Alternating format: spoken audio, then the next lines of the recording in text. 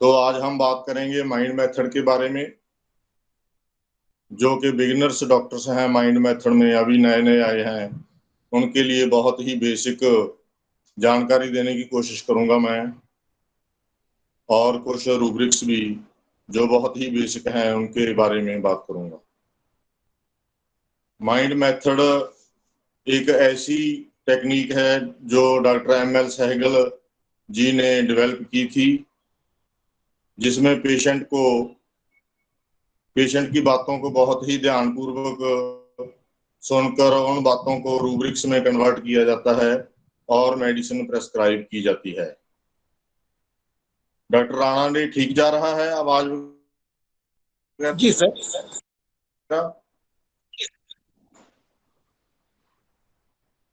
तो आज हम बात करेंगे कि माइंड मेथड कितना इफेक्टिव है, और 4-5 बहुत ही बेसिक रूब्रिक्स के बारे में मैं एक्सप्लेन करूंगा।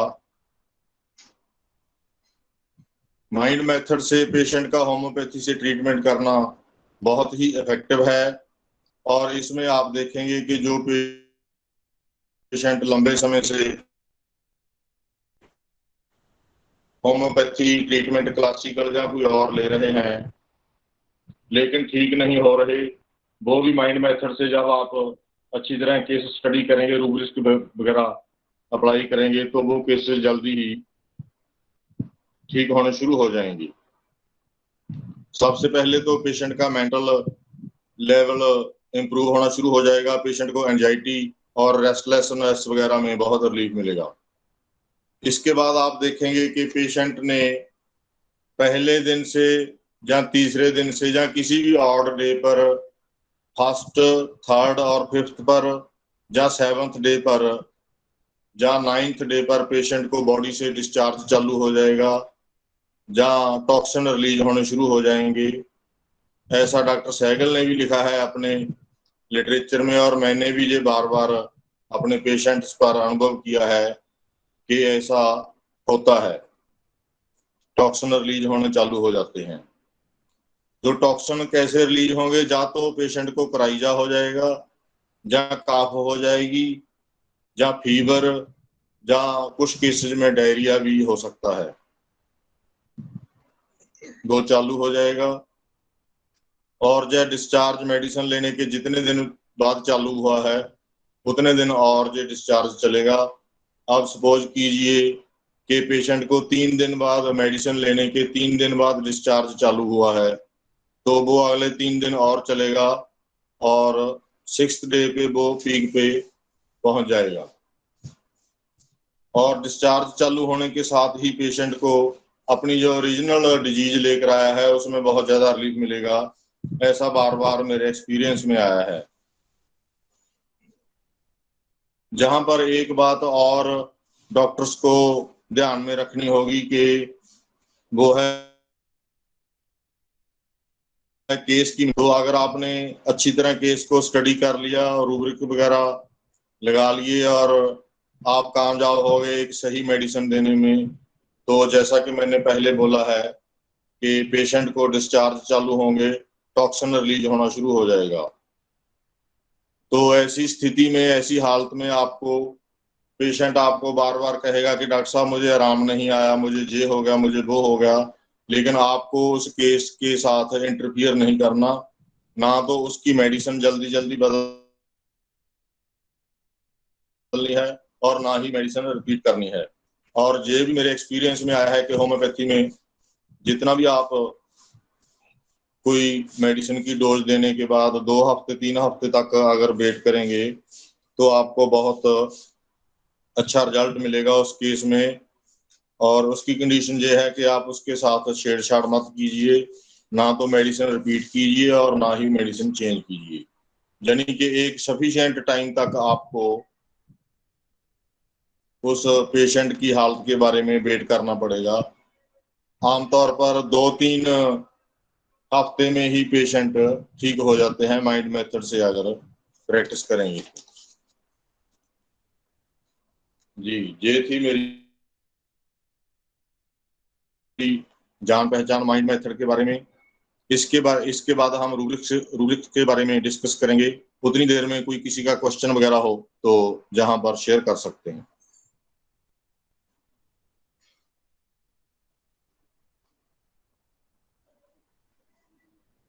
जी राणा डे सर। जी सर, आगे आगे चलिए सर, ठीक है। जी किसी का कोई क्वेश्चन वगैरह हो तो प्लीज। क्वेश्चन सर लास्ट में चलेगा सर, क्वेश्चन लास्ट में।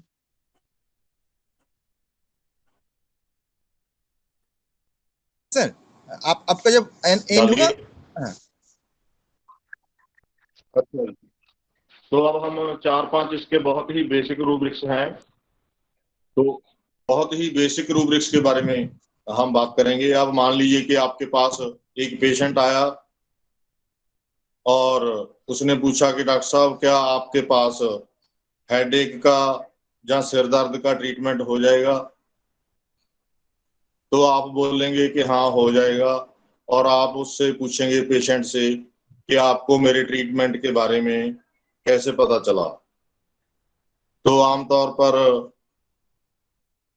पेशेंट बोलेंगे कि डॉक्टर साहब मेरा पड़ोसी, जहाँ कोई मेरा रिलेटिव, जहाँ कोई मेरे दफ्तर में काम करने वाला ऐसे कुलीग वगैरह, वो आपसे ट्रीटमेंट लिया था और वो ठीक हो गए।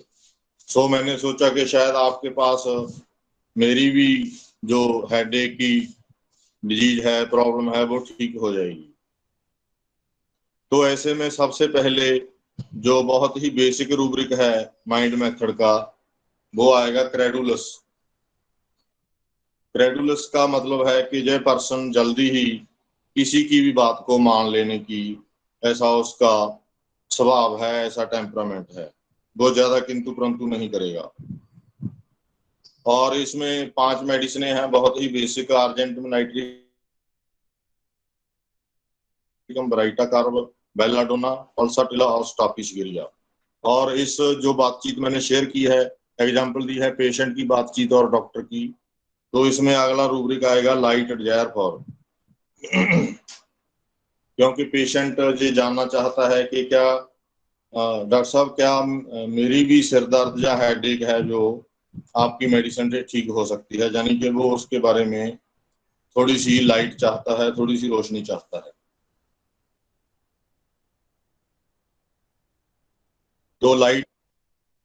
और इसके बाद आएगा अगला रूब्रिक इम्प्रेशनेबल। क्योंकि पेशेंट ने देखा है कि उसके पड़ोस में जो उसका पड़ोसी था उसने आपसे ट्रीटमेंट लिया था और वो ठीक हो चुका है या अभी ठीक हो रहा है, तो जिससे पेशेंट इम्प्रेस होकर आपके पास आता है। और इम्प्रेशनेबल रूब्रिक में 54 मेडिसिन हैं। इस तरह आप देखेंगे कि आप जितने जे बेसिक रूब्रिक कवर करते जाएंगे, आपके पास मेडिसिनों की अच्छी गिनती हो जाएगी। बेसिकली अगर माइंड मेथड पर प्रैक्टिस करनी है, वैसे तो कोई भी मेडिसिन की जरूरत पड़ सकती है, लेकिन 60 से 70 मेडिसिन ऐसी हैं जो बिल्कुल कॉमन मेडिसिन है, जो माइंड मेथड में ज्यादा काम देती है। और बहुत ही बेसिक रूब्रिक और भी हैं, जैसे कि फ्रिवुलस हो गया, जो लापरवाह होते हैं, फ्रिवुलस वाले पेशेंट, जे आपको बोलेंगे कि डॉक्टर साहब मैं इधर से, तो मैंने सोचा कि आज दवाई ले ही लेता हूँ, तो ये होता है फ्रिवुलस। और आप देखेंगे कि कुछ बड़े और मेन रूब्रिक्स हैं जो बहुत बेसिक हैं, जैसे 4 तो मैंने बताए हैं। Number 1 credulous, number 2 frivolous, number 3 impressionable, number 4 light desire for. और कुछ और भी हैं जैसे कि इरिटेबिलिटी, पेन ड्यूरिंग, और सुपरस्टिशियस वगैरह।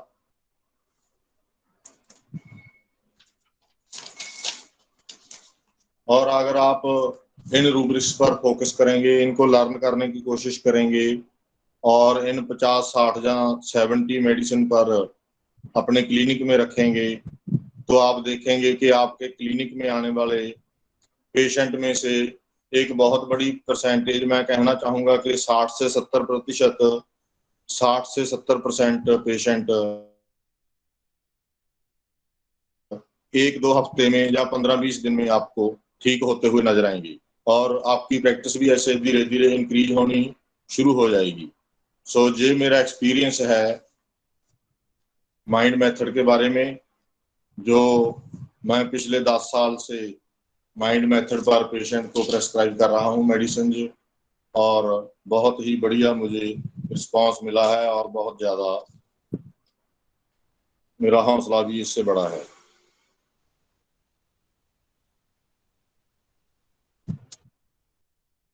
हाँ सर। आप कुछ कहना चाहेंगे? नहीं सर, बहुत अच्छा हो रहा है, डिस्कशन चालू रखिए, अच्छा हो रहा है सर। है सर, चालू रखिए सर। सर मेडिसिन कौन सी है जी? हाँ जी, जो 60-70 मेडिसिन मैंने बताई है ना, जो मेन रूब्रिक जो है credulous, frivolous, impressionable, light desire for superstitious वगैरह, इनके पीछे जो मेडिसिन लिस्टेड है रेपर्टरी में, वही मेडिसिन ज्यादा चलती हैं। वैसे तो कोई भी मेडिसिन सिलेक्ट हो सकती है, ये कोई हार्ड एंड फिक्स रूल नहीं है, लेकिन ये कॉमन मेडिसिन हैं ज्यादातर। बेलाडोना हो गया, पल्साटिला, सल्फर, लाइकोपोडियम और रास्टॉक्स वगैरह बहुत यूज होती है माइंड मेथड में। तो यही मेडिसिन जो मेन ज्यादातर क्लासिकल में भी यही मेडिसिन चलती हैं। नोसोड वगैरह का इसमें यूज कम होता है। थोड़ा सा आप सुपरस्टिशियस के बारे में बता दीजिए, जो आपने भी ये 2-4 लाइन आपने अभी केस बताया है, लाइन पढ़ी है इस केस के बारे में, जी, credulous, light desire, impressionable, frivolous. Superstitious को कैसे सुपरस्टिशियस का मतलब मतलब होता है अंधविश्वास, अंधा विश्वास, यानी किसी भी बात को ऐसे ही मान लेना, उसके बारे में रिसर्च करने के बगैर ही मान लेना कि जैसे इस पेड़ पर आप नमक चढ़ा दो आपके वो ठीक हो जाएंगे बार्ड्स या खुराटी।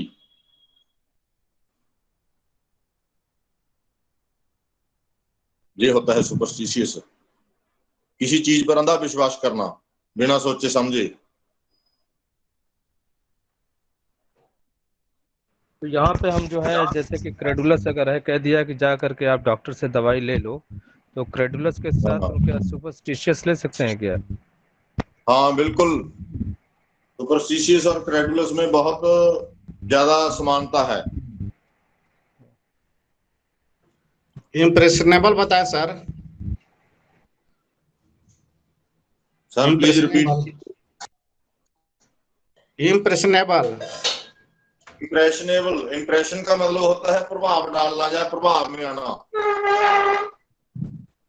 अभी जैसे ही पेशेंट देखेगा कि मेरा पड़ोसी या कोई रिश्तेदार या और कोई जान पहचान वाला उसने मतलब पेशेंट ने मेडिसिन किसी से ट्रीटमेंट लिया था डॉक्टर से, वो ठीक हो गया, तो जैसे ही उसको ये देखने में आएगा तो वो इम्प्रेस हो जाएगा कि हाँ मैं भी, वो अपने मन में सोचेगा कि मैं भी जाता हूँ, उनसे बात करता हूँ, शायद मेरी भी जो प्रॉब्लम है ठीक हो जाए, यानी कि वो इम्प्रेशन में आ गया। ठीक सर, ओके सर क्रेडुलस और सुपरस्टिशियस में थोड़ा सा डिफरेंशिएट कर दीजिए आप। जब दोनों सेम है तो कैसे पहचानेंगे दोनों रूब्रिक को, दोनों कंडीशन को? नहीं, बिल्कुल सेम भी नहीं है, उसमें थोड़ा सा फर्क है। क्रेडुलस तो वो जल्दी मानेगा, लेकिन वो जाकर फिर डॉक्टर से बातचीत करेगा ना कि डॉक्टर साहब ये देखिए मुझे ये प्रॉब्लम है, इसका आपके पास सोल्यूशन है, तो ये लाइट डिजायर आ गया क्रेडुलस के साथ।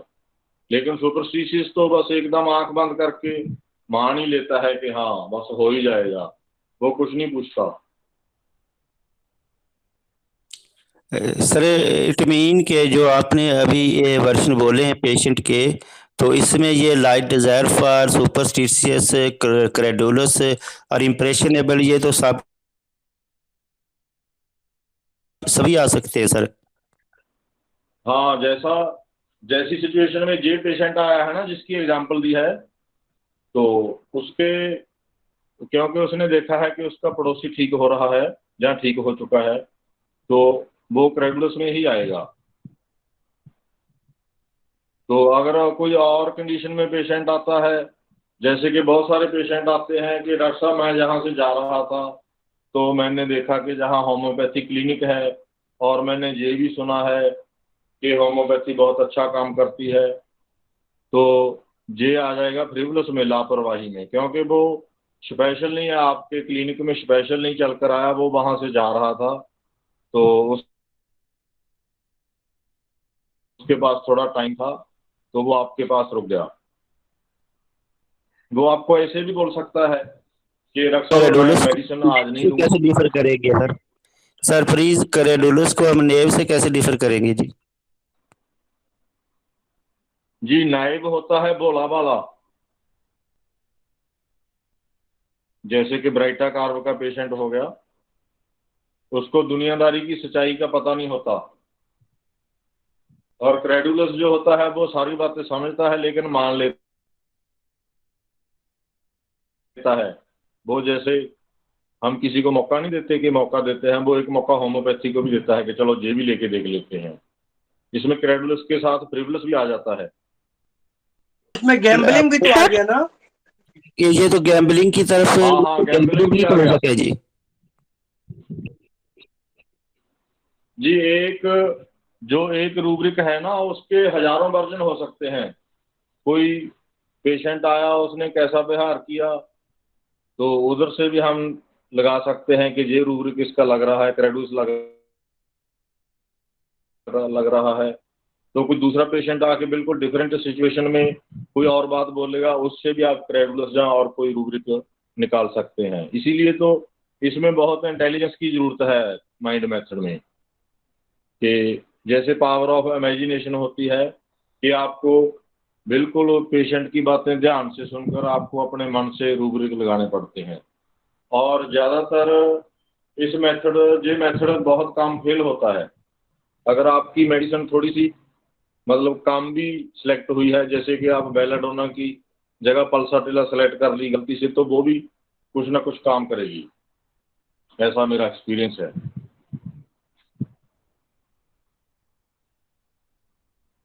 सर आपने सुपरस्टिशियस बताया, ऐसे फियर सुपरस्टिशियस और है स्टॉक्स का, तो सर फियर सुपरस्टिशियस और सुपरस्टिशियस में एक बात थोड़ा डिफरेंस? नहीं, जो फियर सुपरस्टिशियस है उसमें तो एक ही मेडिसिन है रास्टॉक्स, शायद एक आधी और हो, लेकिन सुपरस्टिशियस में शायद 10-15 मेडिसिन हैं, 8-10 मेडिसिन हैं। तो सर अभी नई रिपोर्ट, एक सेकंड, नई रिपोर्ट में सर एक मिनट, फियर सुपरस्टिशियस में अभी और भी मेडिसिन जोड़ी हुई है, 7 या 8 मेडिसिन हो गई है अभी। अगर हम कैंट को देखें तो केवल रस्टॉक्स ही, लेकिन इसमें डिफरेंस कैसे करेंगे कि ये फियर सुपरस्टिशियस है और ये सुपरस्टिशियस? क्योंकि डर तो सर दोनों को होता है, इसीलिए मानते हैं वो, नहीं, तो फिर कैसे अंतर होगा? सुपरस्टिशियस होता है आंख बंद करके विश्वास करने वाला, और जो फियर सुपरस्टिशियस है वो अंधा डर होता है, कि ऐसा डर जिसका कोई कारण ना हो, जिसकी कोई वजह ना हो, उसको फियर सुपरस्टिशियस में लेते हैं। और जो सुपरस्टिशियस है उसको हम लेते हैं कि वो अंधविश्वासी है, जल्दी मान जाता है, या एक ही मतलब फिक्स्ड आइडिया ऐसा होता है सुपरस्टिशियस। मैं एक एग्जांपल दूं फियर सुपरस्टिशियस का। एक पेशेंट है, एक लेडी पेशेंट है, उसको जो है पेन हो रहा था लेफ्ट साइड लेग में। तो उससे जब पूछा गया कि आपको क्या दिक्कत हो रही है, तो बोला पेन हो रहा है, मेरे लेफ्ट साइड लेग में बहुत पेन हो रहा है, मुझे ऐसा लग रहा है, ऐसी जो दिक्कत मुझे हो रही है ऐसे मम्मी को भी थी, मुझे लग रहा है, मुझे डर लग रहा है कहीं मम्मी वाली कंडीशन मुझे ना हो जाए। ये है रूब्रिक फियर सुपरस्टिशियस। यहाँ पे कोई तर्क नहीं है, मम्मी को उसके साइटिका हुआ है और उसको दर्द हो रहा है लेफ्ट साइड लेग में, तो उसको डर हो रहा है कहीं मम्मी की तरह मुझे भी ना हो जाए तकलीफ। ये फियर सुपरस्टिशियस है। सर फियर सफरिंग कैसे लेंगे फिर? सर फियर ऑफ सफरिंग कैसे लेंगे फिर? फियर ऑफ सफरिंग ले सकते हैं यहाँ पे, अगर उसको दर्द है, बहुत ज्यादा दर्द हो रहा है, वो दर्द से परेशान हो जाएगी। फियर क्या होता है? फियर एक फ्यूचर का एंटिसिपेशन होता है, प्रेजेंट सिचुएशन नहीं होता है। अगर मुझे ये दिक्कत होगा मतलब कहाँ से सो रहा है, एनी द वे जब उसको फ्यूचर का हो रहा है ना, एंटिसिपेशन हो रहा है फ्यूचर का, मुझे ये दर्द होगा, वो प्रेजेंट का नहीं है, फ्यूचर का है। फ्यूचर में उसको डर लग रहा है कि अगर वो पेन वाला दर्द वाला सिचुएशन या सफरिंग मुझे होगा तो क्या होगा, वो उसको एंटिसिपेट हो रहा है। सर जो आपने रूब्रिक एग्जांपल दिया ना, वो इम्प्रेशनेबल का एग्जांपल लग रहा है मुझे। और मैं बताना चाहूंगा आपको, ये सुपरस्टिशियस का, फियर सुपरस्टिशियस, एक एमेनोरिया का केस था। तो वो लेडी को ऐसा लग रहा था, आके मेरे पास खड़ी हुई और बोली कि ये एमेनोरिया, वो मेंसेस इरेगुलर चल रहा है कई दिनों से, कभी इधर आता है कभी उधर आता है, ऐसा करके पीरियड आ रहा है, तो मुझे डर लग रहा है। और रोने लगी। डर किस बात का, कहीं कैंसर ना हो जाए। लोग कहते हैं कि ऐसी समस्याओं में, गांव के लोग कहते हैं कि ऐसी समस्याओं में कैंसर जैसी समस्याएं होती हैं। तो जो लोग कहते हैं उनकी बातों पर भरोसा करके एक डर पैदा हो जाना, और उस अंधविश्वास का डर कि जो लोगों ने कहा उसको मान लिया, उसकी वजह से जो डर पैदा हो रहा है उसको मान लिया। तो उसको मैंने फियर सुपरस्टिशियस लिया और उसके ऊपर रेस्टॉक्स 30 का एक डोज दिया। एक ही डोज से उसका सारा पीरियड नॉर्मल हो गया। तो ये है फियर सुपरस्टिशियस का एग्जाम्पल। सर मैं यहाँ पे पूछना चाहूंगी कि डिलीजन इंजरी इंजर्ड बीइंग को हम कैसे डिफरेंशिएट करेंगे? कैसे डिफर करें जब मैं पूछना चाह रही थी sir, how to differentiate religion injury injured being from the superstition and other rubrics which we have just discussed. जब भी केस टेकिंग करेंगे और पेशेंट का वर्जन आप नोट करेंगे, मैं तो यही सजेस्ट करता हूं कि आप पेशेंट की, जैसे डॉक्टर सैमुअल हैनेमन ने भी कहा है कि आप डायरेक्ट पेशेंट की जो वर्ड्स उसके मुंह से निकलते हैं वो नोट कीजिए। तो उसके बाद आप जल्दी मत कीजिए रूब्रिक लगाने की, तो रूब्रिक बाद में लगाइएगा। पहले आप पेशेंट का जो वर्जन है उसको अच्छी तरह नोट कर लीजिए। तो उसमें से रूब्रिक निकल के आएंगे बहुत उलझे हुए, जैसे कि सभी रूब्रिक एक एक लाइन जो पेशेंट बोलता है उसके कई बार 4-4, 3-3 रूब्रिक बन जाते हैं। इसलिए आपको बहुत ही केयरफुली रूब्रिक सिलेक्ट करने होंगे। और यही माइंड मेथड का आर्ट है जो मैं कहना चाहूँगा कि कम से कम 200-300 पेशेंट जब आप माइंड मेथड से देख लेंगे और कम से कम 6 मंथ से 1 साल तक जब आप इसमें एक्सपीरियंस ले लेंगे तो उसके बाद आपके केसेस भी ज़्यादा ठीक होने शुरू हो जाएंगे और पेशेंट भी आपके पास बढ़ जाएंगे। यही माइंड मेथड का कमाल है। और कॉन्फिडेंस लेवल भी बढ़ जाएगा बहुत ज़्यादा, क्योंकि एक पेशेंट ठीक हुआ वो 4 साथ लेके आएगा। सर मेरा एक क्वेश्चन है, अभी आपने बोला कि बेल की जगह पल्स दे दी तो पल्स से भी आराम आ जाएगा, पर सर हमारी प्रैक्टिस में माइंड मेथड से देखा है कि वो ही मेडिसिन करेक्ट जाती है, कोई अल्टरनेट मेडिसिन हमको मिलती नहीं है। जिस मेडिसिन से ठीक होना होता है उसी से ठीक होता है सर। तो सर पार्शियली ठीक भी होता है क्या? हाँ, अगर बेलाडोना का पेशेंट है तो आपने गलती से पल्साडेला उसको दे दिया तो अगली बार बेलाडोना ही देना पड़ेगा, क्योंकि उसको या तो ठीक नहीं होगा या बहुत काम ठीक होगा।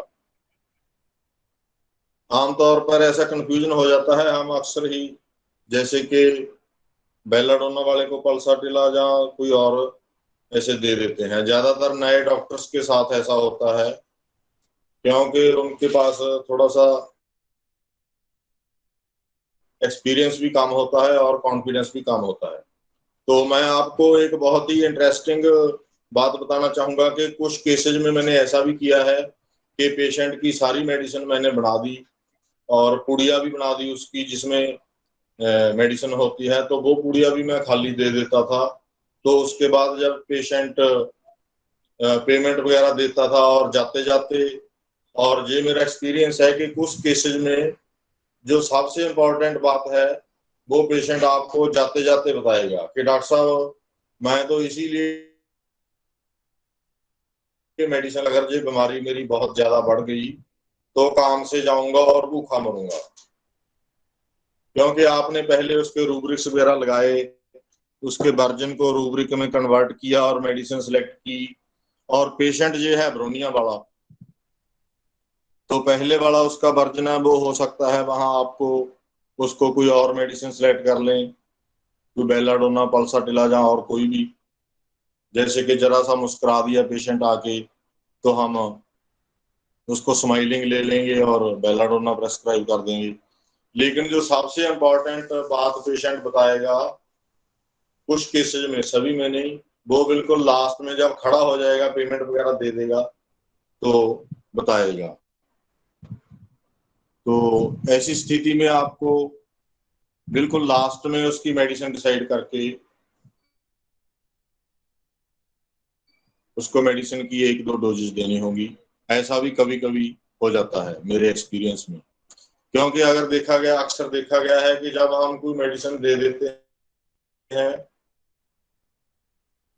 पेशेंट को कोई मेडिसिन प्रेस्क्राइब कर दी और उसके बाद फिर पेशेंट ने देखा कि अभी और कोई पेशेंट नहीं है, डॉक्टर से बात हो सकती है, तो वो ऐसी ऐसी बातें बताएंगे कि आपके रूब्रिक भी बदल जाएंगे और उसका पूरा वर्जन पेशेंट का बदल जाएगा। तो ऐसी स्थिति में आप कुछ भी नहीं कर पाएंगे, क्योंकि आप पहले ही उसको मेडिसिन दे चुके हैं और आपको लग रहा है कि ये बिल्कुल क्लियर ब्रोनिया का पेशेंट है, तो ऐसी स्थिति में बहुत गड़बड़ हो जाएगी। इसलिए आप बहुत ज़्यादा वेट करके ही पेशेंट की मेडिसिन सेलेक्ट कीजिए और उसके बाद ही उसको डोज दीजिए। और मैं ये भी कोशिश करता हूं कि पेशेंट को 2 डोजेज अपनी आंखों के सामने ही खिलाई जाएं, क्योंकि पेशेंट ऐसे गड़बड़ कर देते हैं कि जैसे आज एक डोज ले ली, तो क्योंकि पेशेंट को नहीं पता कि कौन सी पुड़िया में डोज है, तो वो कई बार 10-15 दिन बाद उस पुड़िया को लेंगे और इससे बहुत गड़बड़ हो जाती है। अननेसेसरी रेपिटेशन मेडिसिन की, इसको अवॉइड करना चाहिए। थैंक यू सर, ये आपने अच्छा बताया, क्योंकि बहुत बार पेशेंट जाते जाते ही सही बात बताता है, उसके पहले पता नहीं क्या क्या बताता है सर। जी बिल्कुल बिल्कुल, ऐसा बार बार मेरे एक्सपीरियंस में आया, इसीलिए आज शेयर किया जी मैंने।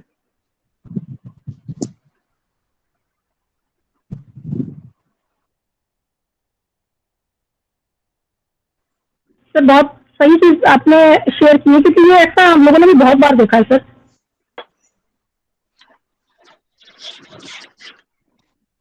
जी 2011 से मैं कर रहा हूँ माइंड मेथड, और बार बार जो मेरी प्रैक्टिस में चीजें आ रही हैं वो मैं आपके साथ शेयर करना चाहता हूँ।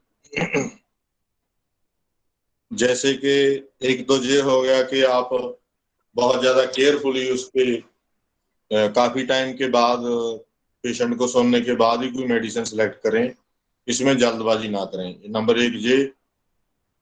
नंबर 2, मेडिसिन रिपीट करने की जल्दी ना करें, और नंबर 3, मेडिसिन चेंज करने की जल्दी ना करें, क्योंकि जैसे ही पेशेंट को डिस्चार्ज शुरू होगा तो मैं ये भी रिकमेंड करता हूं कि आप पेशेंट को पहले बता दें कि आपको बिल्कुल उसकी आसान भाषा में बताएं, पेशेंट को नहीं तो डर जाएगा। उसको बताएं कि आपकी जो बीमारी है वो बाहर निकलेगी। ये सबसे अच्छा इसका वर्जन है कि आपकी बीमारी जो अंदर बैठी हुई है सालों से, वो बाहर निकलेगी। तो पेशेंट बताएगा कि तो आपको बताना है कि या तो कराइजा होगा, या काफ होगी, और जहां आपको बुखार भी आ सकता है 1-2 दिन के लिए, और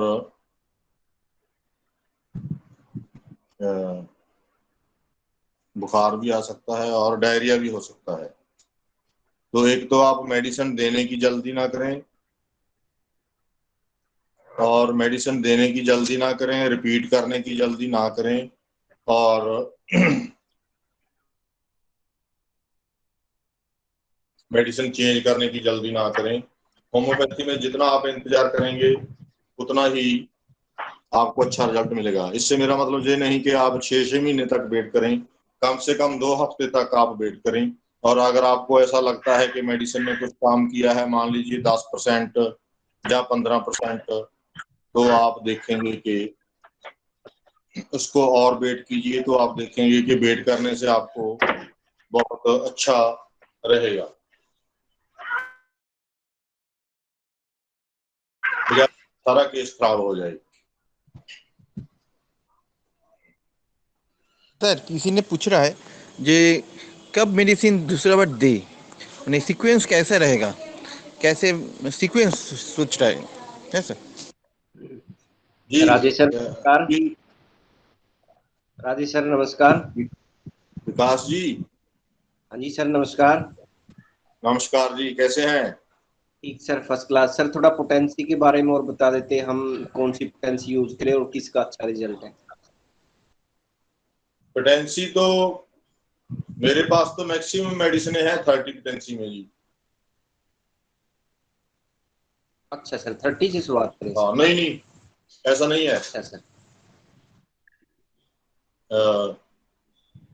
पोटेंसी 30 भी ठीक है और 6 पोटेंसी भी ठीक है। ठीक है, ठीक है सर।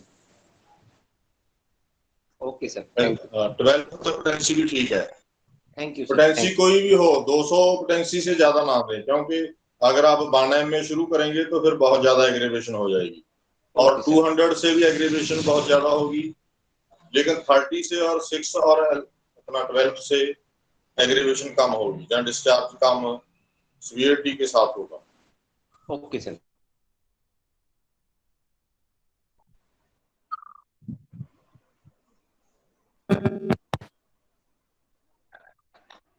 ये मेडिसिन गलत है जी? Hello, please repeat. Acute cases में कब तक वेट करना चाहिए सर? अगर किसी मेडिसिन से डिस्चार्ज पेशेंट में, तो क्या मेडिसिन गलत हो सकता है जी? माफ कीजिएगा, एक्यूट और क्रॉनिक का और सोरा साइकोसिस और सिफिलिस का और ये सारा जो झंझट है, ये डॉक्टर सहगल ने खत्म कर दिया था। जहां तक भी लिखा है डॉक्टर सहगल ने कि अगर आप एक्यूट केस में भी उसको ट्रीटमेंट करेंगे तो उसका साथ ही साथ क्रॉनिक डिजीज भी ठीक हो जाएगा।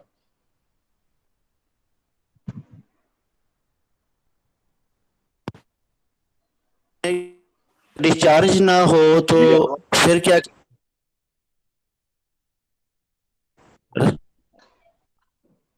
सर कई बार डिस्चार्ज पेशेंट को पता नहीं चलता,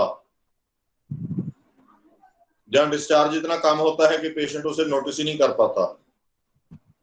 जैसे कि मान लीजिए आपके पास कोई रीनल स्टोन का केस आ गया, तो जैसे ही आपने मेडिसिन दी, तो जो माइंड मेथड और होम्योपैथी है उसमें ऐसे भी रिकॉर्ड है कि मेडिसिन देने के 1 घंटे बाद या उसी दिन या अगले दिन, मतलब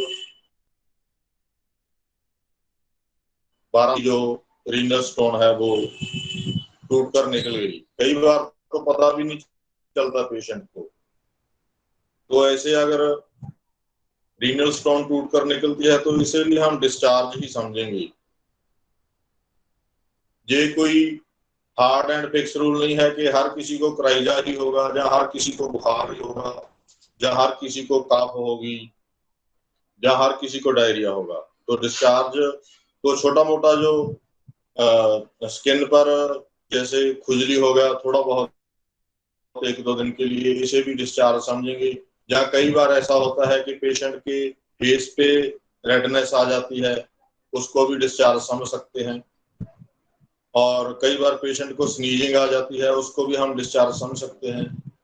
तो डिस्चार्ज की भी हजारों किस्में हैं। और जैसे कोई बार्ट है वो टूट के गिर गया, तो मैं उसको भी डिस्चार्ज ही समझूंगा। मेरे पास एक केस आया था लगभग 8-10 साल पहले, तो उसको काफी अपना फिंगर के जो नोक है इतना बड़ा बार्ट उसको इधर था बाजू में, तो 8-10 दिन बाद वो अपने आप ही टूट के गिर गया जो बार्ट था। तो इसको भी हम डिस्चार्ज ही बोलेंगे।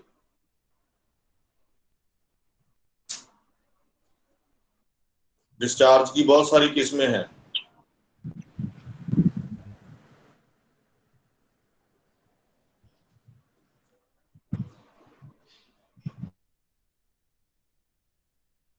आपका कोई ऐसा केस शुरू के डेज का जिसमें आपने बोला हो कि भाई बार बार फ्रीक्वेंट रिपीटेशन से केस खराब हुआ हो, ऐसा इनिशियल डेज का, क्योंकि हम लोग बिल्कुल नए हैं माइंड मेथड में अभी। जी प्लीज रिपीट कीजिए। सर आपके शुरू के डेज का, जैसे आपने बोला ना फ्रीक्वेंट मेडिसिन को रिपीट नहीं करना चाहिए नहीं तो केस बिगड़ता है, तो ऐसा कोई केस आपको याद हो जो आपका बार बार रिपीटेशन से या मतलब एक बार मेडिसिन दी उसके बाद उसको दोबारा जल्दी रिपीट करने से उसमें कुछ गड़बड़ हुई हो, ऐसा कोई एक्सपीरियंस पुराना याद है आपको सर? एक मैं बहुत ही आपको घबराने वाला या हौसला देने वाली बात बताता हूँ कि माइंड मेथड में ऐसा नहीं होता। तकरीबन 10-15 दिन में हर केस ठीक हो जाता है, तकरीबन 70-80% केसेज, और ज्यादा कॉम्प्लिकेशन मेरे पास तो कभी आई नहीं। मेरे साथ ऐसा नहीं हुआ कि बार बार मेडिसिन रिपीट करनी पड़ी हो। 3-4 दिन बाद ही पेशेंट को उसकी डिजीज में रिलीफ मिल जाता है।